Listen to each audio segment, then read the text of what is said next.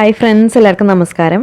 ഇന്ന് നമ്മൾ നല്ല പൂവ് പോലെ സോഫ്റ്റായിട്ട് ഉണ്ടാക്കാവുന്ന ഇഡ്ലിക്കും അതുപോലെ നല്ല സോഫ്റ്റായിട്ടും ക്രിസ്പി ആയിട്ടും ഉണ്ടാക്കാവുന്ന ദോശയ്ക്കും പറ്റിയിട്ടുള്ള ഒരു ബാറ്ററിൻ്റെ റെസിപ്പിയാണ് കേട്ടോ കാണിക്കുന്നത്. ഇഡ്ഡലി ദോശയും നമുക്ക് ഈ ഒരൊറ്റ മാവ് തന്നെ ഉണ്ടാക്കിയെടുക്കാം. ഇഡ്ലിക്കും ദോശയ്ക്കും വേണ്ടിയിട്ട് ഞാൻ സാധാരണ വീട്ടിൽ അരച്ചെടുക്കുന്ന ആ ഒരു മാവിൻ്റെ റെസിപ്പിയാണ്. അപ്പോൾ അതെങ്ങനെ ചെയ്യാൻ നോക്കാം. അപ്പോൾ ഈ ഒരു ബാറ്ററിന് വേണ്ടിയിട്ട് നമ്മൾ എടുത്തിരിക്കുന്നത് 2 കപ്പ് അരിയാണ്. അരി എന്ന് പറയുമ്പോൾ പച്ചരി അല്ല എടുത്തിട്ടുള്ളത്, പൊന്നി അരിയാണ്. നമ്മൾ ചോറ് വയ്ക്കാൻ വേണ്ടിയിട്ടൊക്കെ എടുക്കുന്ന പൊന്നി പുഴുങ്ങലരി. ഇനി ഇതിലേക്ക് നമ്മൾ അരി അളന്നെടുത്തത് ഏത് കപ്പിലാണോ സെയിം കപ്പ് തന്നെ 1/2 കപ്പ് ഉഴുന്നും ചേർത്ത് കൊടുക്കാം. മുഴുവനായിട്ടുള്ള ഉഴുന്നോ അല്ലെങ്കിൽ സ്പ്ലിറ്റ് ആയിട്ടുള്ളതോ ഏതായാലും എടുക്കാം. ഇവിടെ ഇപ്പം നമ്മൾ ഈ അരിയും ഉഴുന്നും ഒരുമിച്ചാണ് കുതിർക്കാനായിട്ട് വെക്കുന്നത്. സെപ്പറേറ്റ് ആയിട്ട് വെക്കണം എന്നൊന്നുമില്ല, ഇതുപോലെ ഒരുമിച്ച് തന്നെ കുതിർത്തെടുക്കാം. ഇനി ഇതിൻ്റെ കൂടെ തന്നെ ഈ മാവ് നന്നായി പൊങ്ങി നല്ല സോഫ്റ്റായി കിട്ടാനും പിന്നെ നല്ലൊരു ഫ്ലേവറിനും വേണ്ടിയിട്ട് ഒരു 1/2 ടീസ്പൂൺ ഉലുവയും കൂടി ചേർത്ത് കൊടുക്കാം. എന്നിട്ട് ഇത് മൂന്നും കൂടിയിട്ട് നന്നായിട്ടൊന്ന് കഴുകിയെടുക്കാം. ഒരു 3-4 വെള്ളത്തിൽ നന്നായിട്ട് കഴുകിയെടുക്കാം.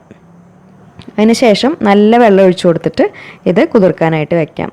ഈ ഒരു വെള്ളത്തിൽ തന്നെയാണ് നമ്മൾ ഇത് അരച്ചെടുക്കേണ്ടത്. അപ്പോൾ നല്ല വെള്ളം തന്നെ ചേർത്ത് കൊടുക്കാം. എന്നിട്ട് ഇത് ചുരുങ്ങിയത് ഒരു 8 മണിക്കൂറെങ്കിലും നമ്മൾ കുതിർക്കാനായിട്ട് വെക്കണം. പുഴുക്കലരി ആയതുകൊണ്ട് കുറച്ച് കൂടുതൽ സമയം നമ്മളിത് കുതിർത്തെടുക്കണം. അപ്പോഴാണ് ഇത് നന്നായിട്ട് അരച്ചെടുക്കാൻ പറ്റുള്ളൂ. അപ്പോൾ വൈകുന്നേരം ഒരു 5 മണിക്കൊക്കെ അരയ്ക്കാനാണെങ്കിൽ രാവിലെ ഒരു 8 മണി 9 മണിയൊക്കെ ആകുമ്പോഴേക്കും തന്നെ വെള്ളത്തിലിട്ട് വയ്ക്കാം. അരി നന്നായിട്ട് കുതിർന്നിട്ടുണ്ടാവണം. 8-10 മണിക്കൂർ വരെ വെച്ചാലും കുഴപ്പമൊന്നുമില്ല. എന്നിട്ട് നമ്മളിത് അരയ്ക്കുന്നതിൻ്റെ ഒരു 2 മണിക്കൂർ മുൻപായിട്ട് ഇതൊന്ന് ഫ്രിഡ്ജിലെടുത്ത് വെക്കണം. നമ്മളത് മിക്സിയിലാണ് അരച്ചെടുക്കുന്നത്. അരയ്ക്കുമ്പോൾ മിക്സി ചൂടായിട്ട് മാവ് ചൂടാവുന്നൊരു പ്രശ്നം ഉണ്ടാവും. അത് ഒഴിവാക്കാൻ വേണ്ടിയിട്ടാണ് ഫ്രിഡ്ജിലെടുത്ത് വെക്കുന്നത്. ഇതുപോലെ ആ അരിയും വെള്ളവും നന്നായിട്ടൊന്ന് തണുപ്പിച്ചിട്ട് അരച്ചെടുക്കുകയാണെങ്കിൽ മാവ് അങ്ങനെ ചൂടാവണ പ്രശ്നം ഉണ്ടാവില്ല. ഇനി ഇത് അരച്ചെടുക്കാൻ വേണ്ടിയിട്ട് ആദ്യം നമുക്കിതിൽ ആ വെള്ളം ഒരു പാത്രത്തിലേക്ക് ഒഴിച്ചു വയ്ക്കാം.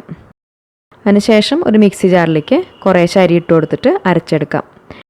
അപ്പോൾ ഇത് പുഴുക്കലരി ആയതുകൊണ്ട് നമ്മൾ പച്ചരി അരച്ചെടുക്കുന്ന രീതിയിൽ എളുപ്പത്തിൽ അത്ര സ്മൂത്തായിട്ട് അരച്ചെടുക്കാൻ പറ്റില്ല. അപ്പോൾ ആദ്യം ഇതിലേക്ക് കുറച്ച് വെള്ളം ഒഴിച്ചു കൊടുത്തിട്ട് അരി ഇതുപോലെ ഒന്ന് ചതച്ചെടുക്കുക. മിക്സിയുടെ പൾസ് ബട്ടൺ പ്രസ് ചെയ്തിട്ട് 2-3 പ്രാവശ്യം ഒന്ന് കറക്കിയെടുക്കുക. എന്നിട്ട് പിന്നെ കുറച്ചും കൂടി വെള്ളം ചേർത്തിട്ട് നന്നായിട്ട് അരച്ചെടുത്താൽ മതി. അരയ്ക്കുമ്പോൾ ഒരുപാട് വെള്ളം ചേർത്ത് അരയ്ക്കരുത്, അരി ശരിക്കും അരഞ്ഞു കിട്ടില്ല. പറ്റാവുന്ന രീതിയിൽ നന്നായിട്ട് അരച്ചെടുക്കുക. ചെറുതായിട്ട് തരികളുണ്ടെങ്കിലും കുഴപ്പമൊന്നുമില്ല. എന്നിട്ടിത് കുറച്ച് വലിയൊരു പാത്രത്തിലേക്ക് ഒഴിച്ചു വയ്ക്കാം. അതിനുശേഷം ബാക്കി വരുന്ന അരി ഇതുപോലെ തന്നെ അരച്ചെടുക്കുക. ഇത് നമ്മൾ ഒരു 3 പ്രാവശ്യമായിട്ടാണ് അരച്ചെടുക്കുന്നത്. ഇതുപോലെ കുറേശ്ശെ ഇട്ട് കൊടുത്തിട്ട് അരച്ചെടുക്കുകയാണെങ്കിൽ മിക്സി അധികം ചൂടാവാതെ നന്നായിട്ട് അരച്ചെടുക്കാൻ പറ്റും. എന്നിട്ട് 3-ാമത്തെ പ്രാവശ്യം നമ്മൾ അരി അരച്ചെടുക്കുമ്പോൾ ആദ്യം അരി ഇതുപോലെ ഒന്ന് ക്രഷ് ചെയ്തെടുത്തതിന് ശേഷം അതിലേക്ക് നമ്മൾ ഇഡ്ഡലി നല്ല സോഫ്റ്റായി കിട്ടാൻ വേണ്ടിയിട്ട് ഒരു 1/2 കപ്പ് ചോറും കൂടി ചേർക്കുന്നുണ്ട്. നമ്മൾ അരി അളന്നെടുത്തിട്ടുള്ള ആ കപ്പിൽ 1/2 കപ്പ് ചോറ് അതും കൂടി ചേർത്ത് കൊടുത്തിട്ട് അരച്ചെടുക്കുക. അപ്പോൾ ഈ ഒരു മാവിൻ്റെ കൺസിസ്റ്റൻസി എന്ന് പറയുമ്പോൾ നമ്മൾ പച്ചരി വെച്ചിട്ട് ചെയ്യുന്ന രീതിയിൽ കട്ടിയിലൊന്നും അരച്ചെടുക്കേണ്ട ആവശ്യമില്ല. ഏകദേശം ഒരു ദോശമാവിൻ്റെ കൺസിസ്റ്റൻസിയിലൊക്കെ അരച്ചെടുത്താൽ മതി. ഇനി ഇതിലേക്ക് നമുക്ക് ആവശ്യത്തിനുള്ള ഉപ്പ് ചേർത്ത് കൊടുക്കാം. എന്നിട്ട് ഈ മാവ് നന്നായിട്ട് മിക്സ് ചെയ്തെടുക്കണം. അപ്പോൾ അതുപോലെ കൈ വെച്ചിട്ട് തന്നെ നന്നായിട്ട് മിക്സ് ചെയ്തെടുക്കണം. കൈ വെച്ചിട്ട് മിക്സ് ചെയ്യുമ്പോഴാണ് മാവ് നന്നായി പൊങ്ങി ഇഡ്ഡലി നല്ല സോഫ്റ്റായിട്ട് കിട്ടുള്ളൂ.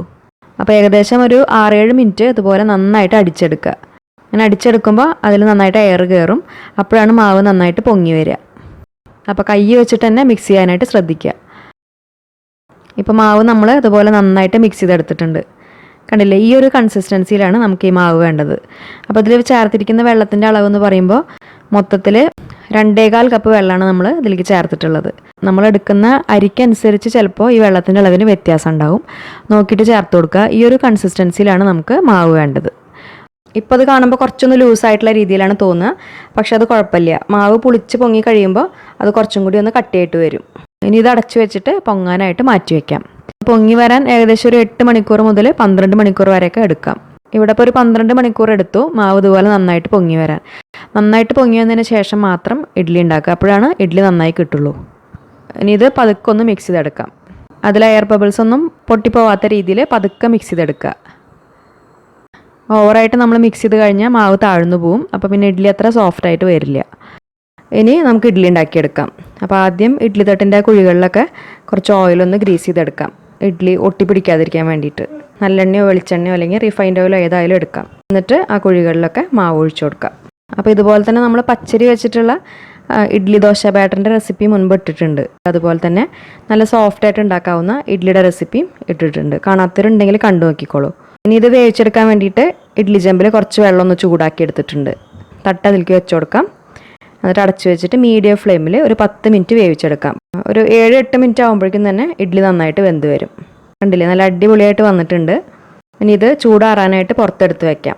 ഈ സമയത്ത് ഇതിൻ്റെ മേലെ നമുക്ക് വേണമെങ്കിൽ കുറച്ച് പച്ച വെള്ളം ഒന്ന് തളിച്ചു കൊടുക്കാം, ഇഡ്ഡലിയുടെ മേൽഭാഗം ഡ്രൈ ആയി പോവാതിരിക്കാൻ വേണ്ടിയിട്ട്. എന്നിട്ട് നന്നായിട്ട് തണുത്ത് കഴിഞ്ഞാൽ തട്ടുന്ന ഓരോന്നായിട്ട് എടുക്കാം. ഈ ഒരു ഇഡ്ഡലി അത് നമ്മൾ പച്ചരി വെച്ചിട്ട് ഉണ്ടാക്കുന്ന ഇഡ്ഡലി പോലെ തന്നെ നല്ല ടേസ്റ്റാണ് കഴിക്കാൻ.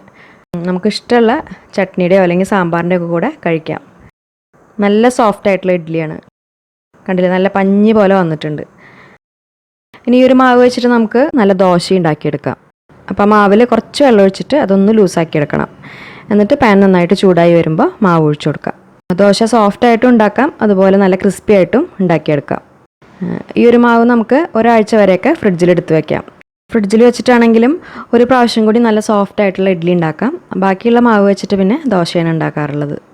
അപ്പോൾ ഈ ഒരു ഇഡ്ഡലി ദോശ മാവിൻ്റെ റെസിപ്പി നിങ്ങൾക്ക് ഇഷ്ടമായി എന്ന് വിചാരിക്കുന്നു. ഇതുപോലെ ഇഡ്ഡലിയും ദോശയും ഉണ്ടാക്കാത്തവരുണ്ടെങ്കിൽ എന്തായാലും ഉണ്ടാക്കി നോക്കിയിട്ട് ഫീഡ്ബാക്സൊക്കെ അറിയിക്കൂ. പിന്നെ ഈ വീഡിയോ നിങ്ങൾക്ക് ഇഷ്ടപ്പെട്ടാൽ ലൈക്ക് ചെയ്യാനും ഷെയർ ചെയ്യാനും കമൻറ്റ് ചെയ്യാനും മറക്കരുത്. അതുപോലെ നമ്മുടെ ചാനൽ ഇതുവരെ സബ്സ്ക്രൈബ് ചെയ്യാത്തവർ സബ്സ്ക്രൈബ് ചെയ്യാനും മറക്കരുത്. നല്ലൊരു റെസിപ്പി വീഡിയോ ആയിട്ട് വീണ്ടും കാണാം. താങ്ക്